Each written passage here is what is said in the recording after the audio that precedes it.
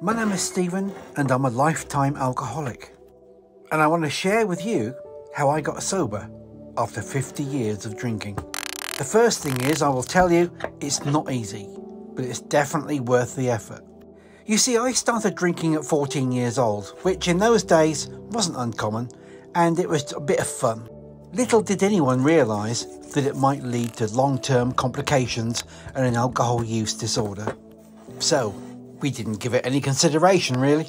But after 20 years of drinking, I began to realise that I was prioritising the wrong things in my life. Alcohol above everything else, including bills, family, well, everything. And for 30 years I tried everything to stop drinking, and I failed every time. Now, only a fool will keep trying the same things and expect different results, so I changed tact. And I joined social media. In fact, I joined this platform. I wanted to have one last try, but this time keep a little video log of my day-to-day journey to get sober.